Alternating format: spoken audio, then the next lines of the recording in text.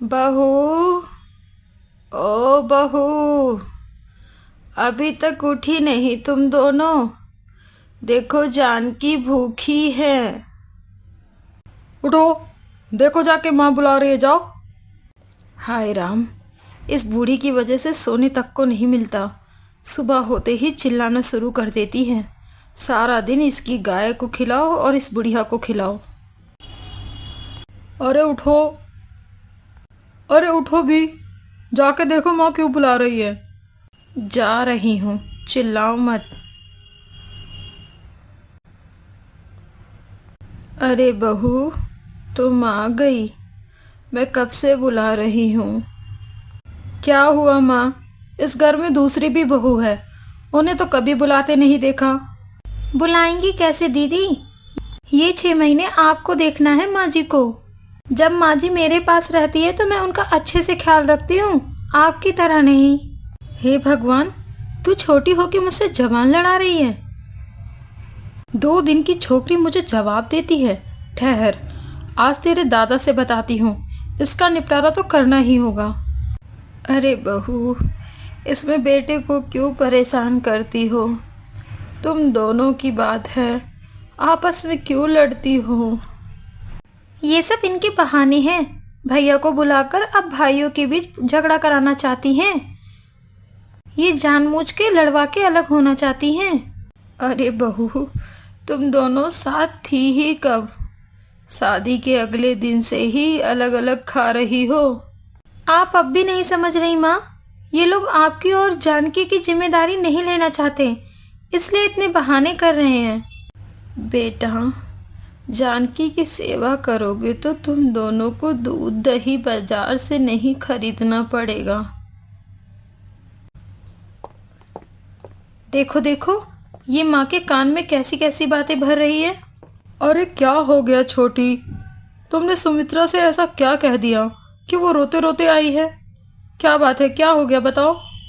मैंने क्या कहा ये तो दीदी ने आपको बताया ही होगा, तभी तो तुम झगड़ा करने यहाँ आए हो। क्या? मैं झगड़ा करने आया हूँ? चुप हो जा बेटा, तू इन लोगों के बीच में मत भूल। इनकी समस्या इन्हें ही सुलझाने दे।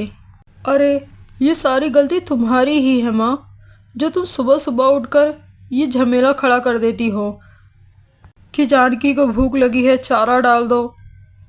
बेटा, वो जानवर है, पर तुम्हारे पिताजी ने उसे अपनी बेटी की तरह पाला है। और जहाँ पशु होते हैं वहाँ उन्हें सुबह ही चारा दिया जाता है, तभी वो तुम्हारे चाय के टाइम तक तुम्हें दूध देगी। और मैं अपाहिज ना होती तो मैं खुद ही जानकी का ख्याल रख लेती। तुम्हें भी तो सुबह सुबह भूख लग जाती है। ये बात तो तुमने बिल्कुल सही कही। बेटा, मैंने शुरू से ही सुबह खाना खाया है तो मुझे भूख लग जाती है। हम तुम्हारी तरह सुबह सुबह चाय नाश्ता नहीं करते थे, हमें खाना खाकर खेत में काम करने जाना होता था। ऐसे ही नहीं, मैंने तुम सबको पाला है। आज मुझ अकेली बुढ़िया को खिलाने के लिए तुम तीनों एक दूसरे से लड़ रहे हो।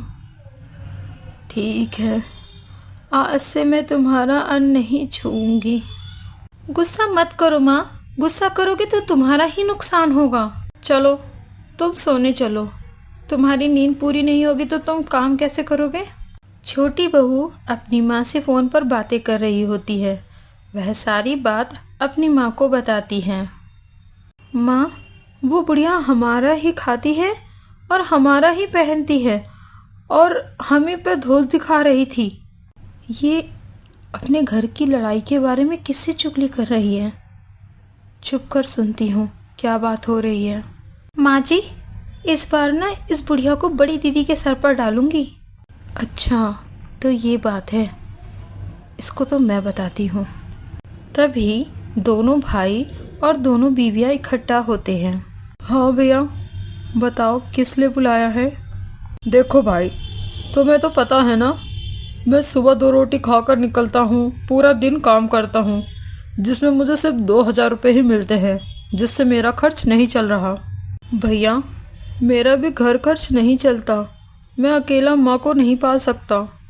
तो चलो ये सब बातें माँ को बताते हैं। तो माँ, आपने हमारी बातें तो सुन ही ली। अब साफ लफ्ज़ों में हम ये कहना चाहते हैं कि हम आपका भरण पोषण नहीं कर पाएंगे। आप चाहो तो मैं मामा जी को फ़ोन कर देती हूँ, आप वहाँ रह लो। क्या कह रही हो बहू? मैं इस उम्र में अपने भाई के यहाँ रहूं, उन पे बोझ बन जाऊं? माँ, मेरी भी तबीयत ठीक नहीं रहती। बस बेटा, मुझे और ज्ञान मत दो। तुम्हारे घर में रहकर ही मुझे बहुत ज्ञान मिल गया है। तुम मुझे मेरे भाई के घर में ही छोड़ आओ। हाँ तो तुम चले जाओ छोटे, माँ को छोड़ाओ। मैं नहीं जाऊंगा भैया, मैं वहाँ जाऊंगा तो 10 बातें सुनने को मिलेंगी। ला बहू, तुम मेरी बात करा दे मेरे भाई से।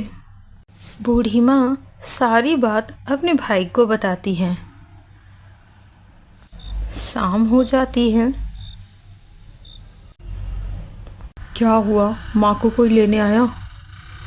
नहीं जी, कोई नहीं आया, ना मामा जी आए। कोई है? कोई है? ये चिट्ठी आई है। छोटी बहू चिट्ठी पढ़ती है। प्रिय बहन, मैं बहुत खुश हूँ कि तुम हमारे पास रहने को आ रही हो। मैं जल्द ही दूसरे गांव से काम निपटा के तुम्हें लेने आऊँगा। पर तुम्हारे बच्चों के बारे में जानकर दुख भी हो रहा है, जो अपनी बीवी के बहकावे में आकर तुम्हारी कदर नहीं कर रहे। खैर, ये बात छोड़ो।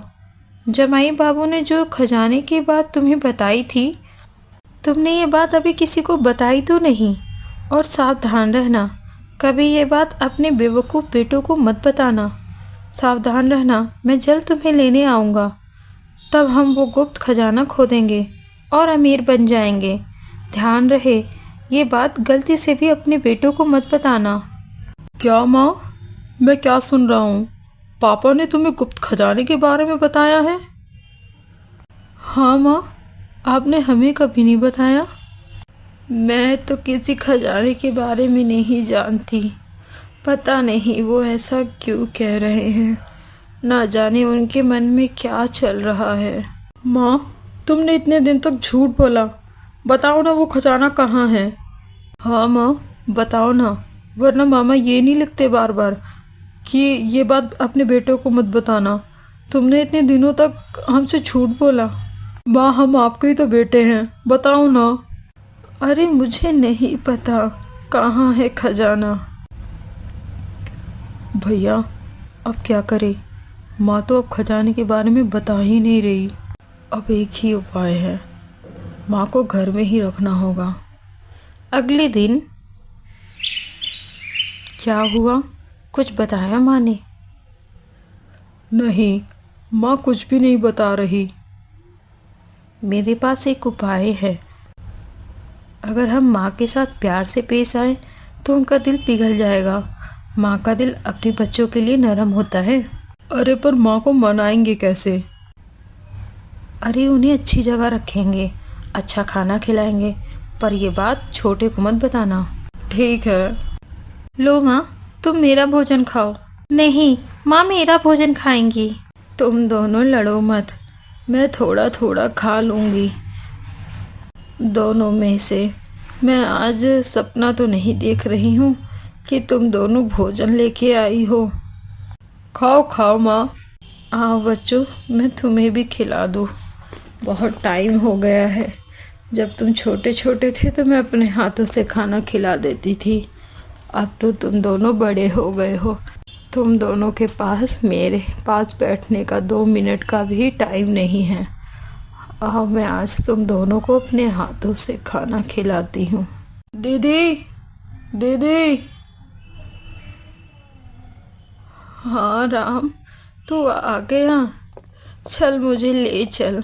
ये लोग मुझे घर से अरे नहीं माँ, वो सब हम तो भूल गए। बहू, तुम किस लालच में मेरी बहन को रखने के लिए कह रही हो? उस पत्र को पढ़कर वो पत्र में जो खजाने वाली बात लिखी थी वो झूठी थी। वो कोई खजाना छोड़कर नहीं गए, वो बस दो बेवकूफ़ों को छोड़कर गए हैं। ऐसा क्यों बोल रहे हो भैया मेरे बच्चों को? आखिर है तो ये मेरे बेटे ही। मैं दूसरे गांव गया हुआ था, मुझे आने में देर हो जाती। तब तक तुम लोग मेरी बहन पर कोई जुल्म न करो, इसलिए मैंने पत्र में वो खजाने वाली बात लिखी।